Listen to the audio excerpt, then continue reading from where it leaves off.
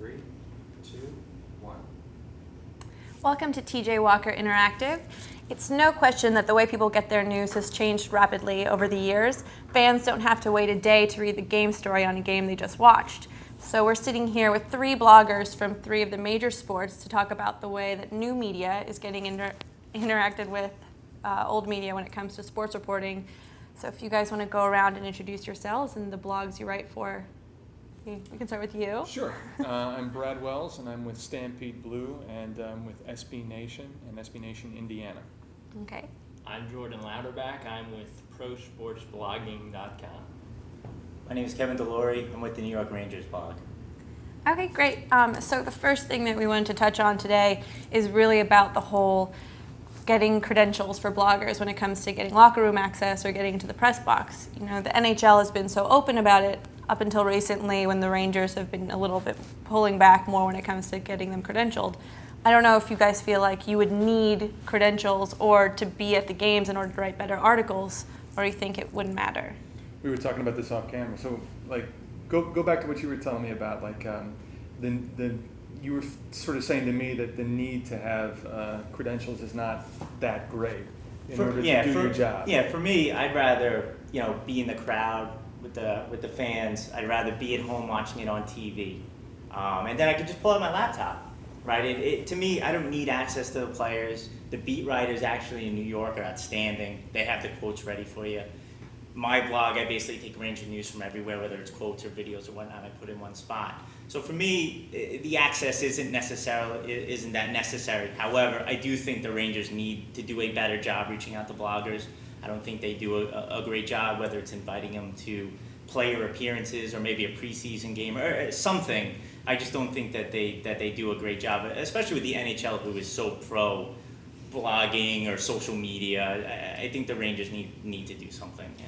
The NHL, I think, is pro blogging, and I think the NFL corporate higher up is pro blogging, and I think the NBA is actually outstanding. There are a lot of NBA teams that are really, really pro blogging. I know the Indiana Pacers are very pro blogging. We have a guy that has tremendous access with the Pacers. I don't know about the Knicks, and I don't know about other teams, but I've heard positive things about it. But the thing that's interesting that you said that I feel I agree with to a certain extent is that if I get an interview with like a player or something like that, or a coach, from a content point of view, my readers love it.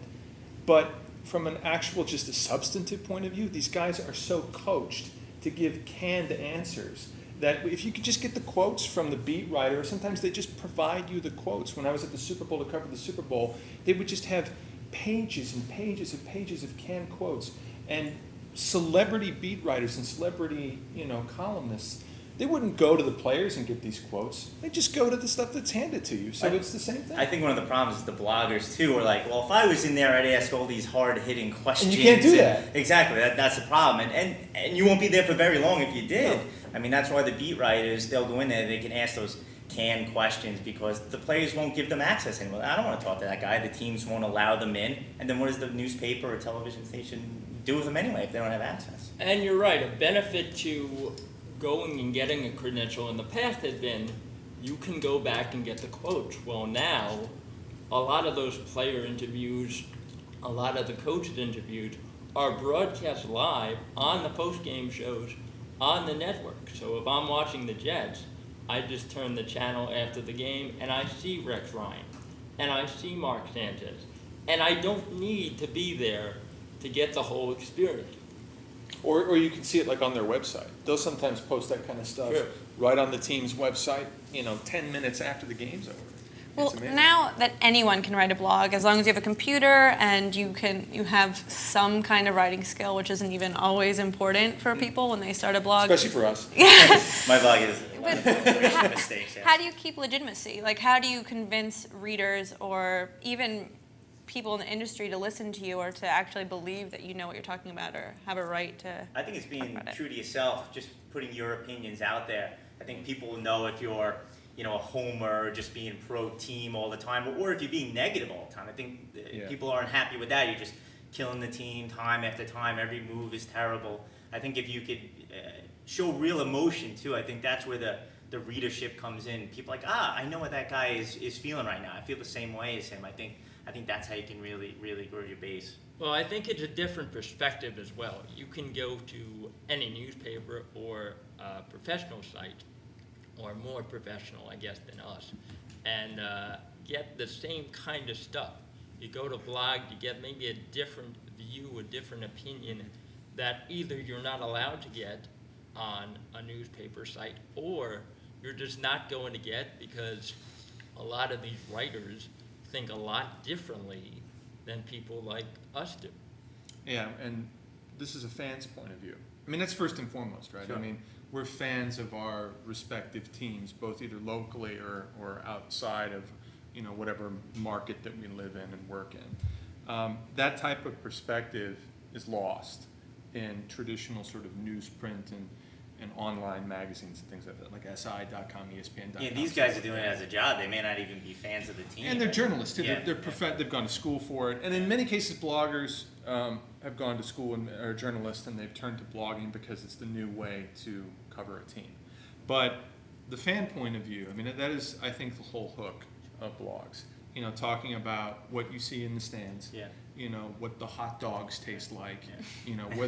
Whether they're worth the $50 or whatever that they cost to get them or something like that. But that element is important, while at the same time trying to balance some kind of reasonable objectivity. I'm never going to be fully objective of my team.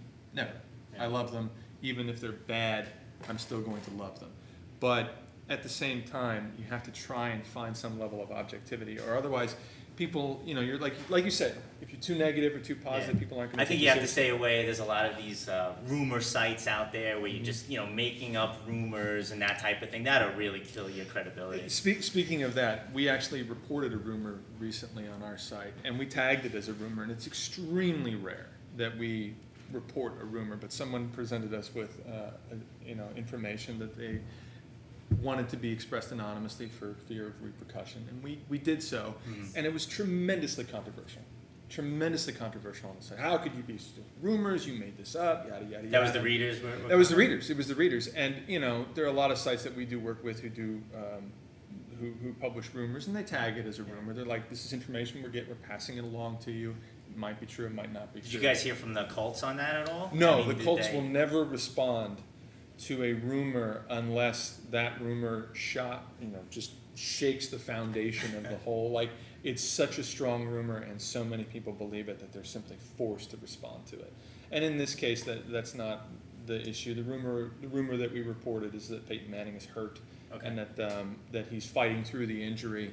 Obviously, he's playing well, so it's not hurting him too much. Everyone watching heard it here first. Yeah. So, but that's the thing. Reporting that kind of stuff is tricky. You have to be careful with it. Yeah. And I mean, have you guys run into problems as if you wanted to get a credential, or if you wanted to go to a game and you asked for a pass to at least get into the locker room? Have you run into any issues with anyone telling you, well, since you run a blog, you're not really going to be allowed in? Yeah. There's several ways that we've done this. You cover the Irish, the Notre Dame Fighting Irish, Sure. and we cover it as well for SB Nation Indiana and for SB Nation in general. I mean, it's Notre Dame. Getting credentials from them is difficult, and there are a lot of conditions that you have to follow, conditions that in some cases just seem a little ridiculous. No live blogging during the game, even though reporters from, somewhat reputable newspapers live tweet during the game. I mean, they're literally on Twitter commenting on what they see in the film. It's the same thing as this live blogging. It's the exact same thing, except you're using Twitter rather than a blog. So I find that a little hypocritical.